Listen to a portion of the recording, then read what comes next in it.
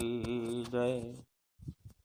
सभी गुरुमुख प्रेमियों से सप्रेम जय सच्चिदानंद।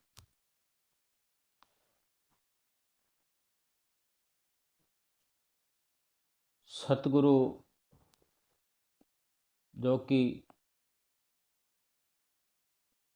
स्वयं परमात्मा अपनी मौज से इस धराधाम पर अवतरित होते हैं, केवल अपनी रूहों की पुकार सुनकर अपनी रूहों को सन्मार्ग दिखाने के लिए, सही रास्ता दिखाने के लिए और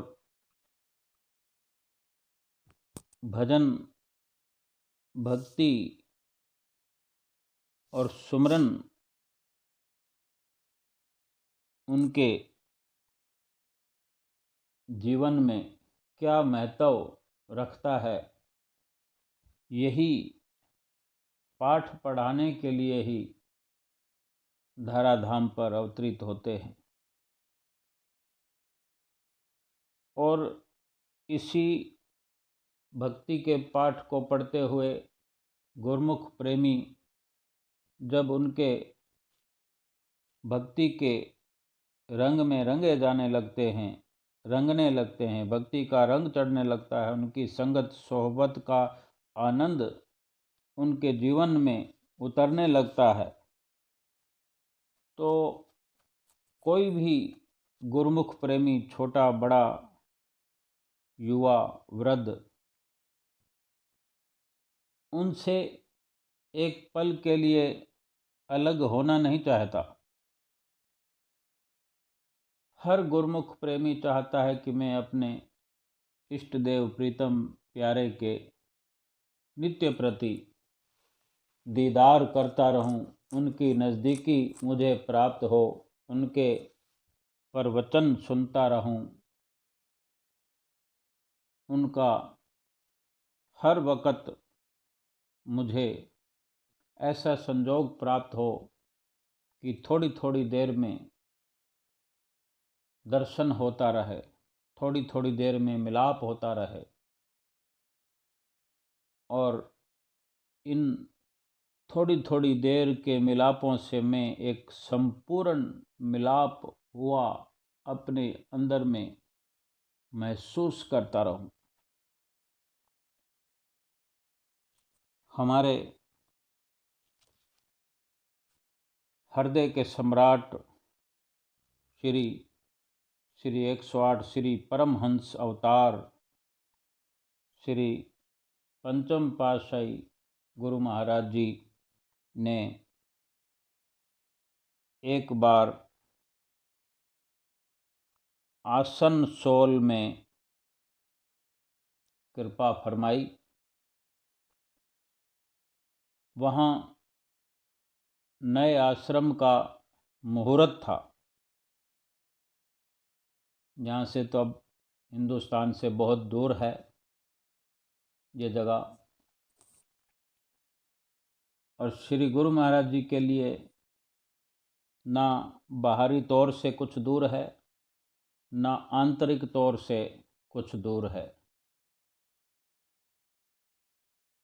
केवल पुकार करने मात्र की ज़रूरत है। अगर आंतरिक पुकार होती है,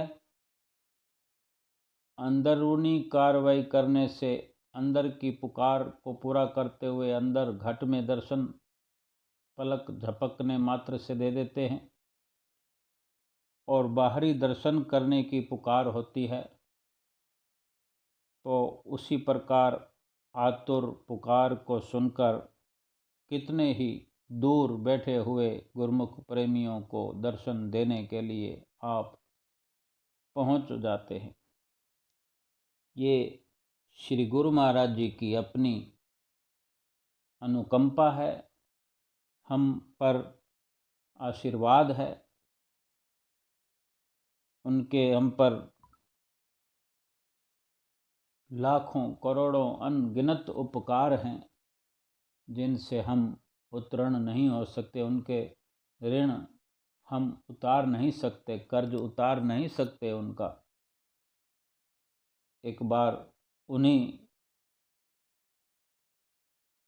उसी वक्त में जो श्री गुरु महाराज जी वहाँ कृपा फरमाई थी और मुहूर्त था, और एक ही दिन का वहाँ का टाइम था। दूसरे दिन श्री गुरु महाराज जी को जाना था। अब एक दिन कहें या 2 दिन कहें, श्री गुरु महाराज जी चूँकि ऊपर चुबारे में उनका निवास स्थान अक्सर हुआ करता है, जैसा कि हम देखते हैं। श्री आनंदपुर हो, श्री प्रयाग धाम हो, श्री गुरु महाराज जी का निजी आराम रूम, निवास कक्ष ऊपर की मंजिल में होता है। और हमारे अंदर भी अगर हम देखें तो श्री गुरु महाराज जी ने अपना स्थान ऊपर की ओर मस्तक पटल पर जो ठिकाना है, यहाँ भी ऊपर की ओर ही है। और हर कोई दुनिया का छोटा बड़ा, जवान बूढ़ा, स्त्री पुरुष जो इशारा करते हैं भगवान के होने का, वो भी हम हाथ को ऊपर करके ऊपर की ओर उंगली से इशारा करते हैं कि ऊपर वाला देख रहा है।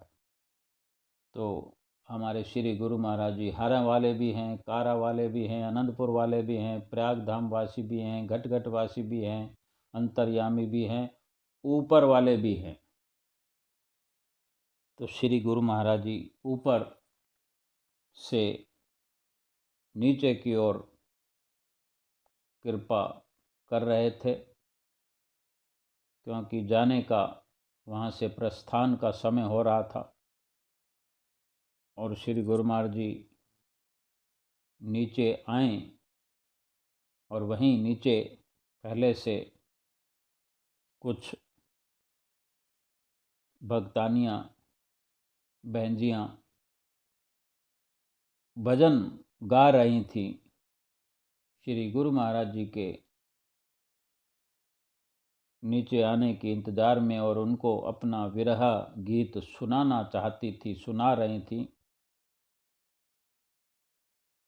कि ऐ जाने वाले सतगुरु फिर जल्दी से लौट कर आना।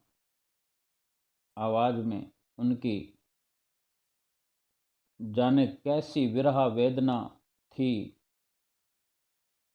कुछ तड़फ थी, लगन भी थी, भाव थे। और श्री गुरु महाराज जी नीचे आते हुए उन्होंने ये भजन सुना, और उस वक़्त ये लाइन श्री गुरु महाराज जी ने सुनी और मुस्कुराकर श्री गुरु महाराज जी ने उनसे वचन फरमाए कि हम जा कहाँ रहे हैं, हम जा थोड़ा ही रहे हैं, हम तो आप सबके दिल में बसते हैं। सब ने जयकारे बुलाए। श्री गुरु महाराज जी ने तो जाना ही था वहाँ से, लेकिन एक राज की गहरी बात श्री गुरु महाराज जी ने वचनों में बताई कि हमारा जो ठिकाना है वो गुरुमुखों और सेवकों के दिल में है। अगर ये बात हमारी समझ में आ जाए, चाहे कभी भी आए, समझ में आ जाए कि गुरु महाराज जी का ठिकाना, भगवान का ठिकाना, प्रभु का ठिकाना हमारे अंदर ही है, और इस समझ को लिए हुए हम उनकी खोज करें, उनकी सोहबत संगत अपने अंदर में करना शुरू करें, उनकी तलाश शुरू करें, उनका एहसास हमें होने लगे। अगर ये सब हम मुमकिन कर लें, संभव कर लें, हम ही ने करना है, ये हमारी अपनी अमली कार्रवाई ही से ही होना है, लेकिन समझ आ जाए और ये शुरुआत हम करें। श्री गुरु महाराज जी तो आशीर्वाद बार बार दे रहे हैं कि आप करो, तो ये हमारे लिए इस जीवन का बहुत बड़ा लाभ हो सकता है और इस लाभ को हमने प्राप्त करना है, करना चाहिए। और इसी लाभ के लिए ही ये मनुष्य जन्म मिला है। ये कार्य बहुत लंबे समय का नहीं है कि ये बहुत मुश्किल हो, इसमें बहुत समय लगता है। समय ज़्यादा या कम लगाना ये हमारी अपनी सोच पर निर्भर करता है कि हम समझने में देर लगा देते हैं। अगर हम समझने में देर लगाएंगे तो फिर करेंगे कब। इसलिए अधिक से अधिक विचार गहराई से करते हुए इसको बड़ा जल्दी ये लाभ हासिल करना है और अपने परलोक को सुहेला बनाना है। बोलो जयकारा बोल मेरे श्री गुरु महाराज की जय।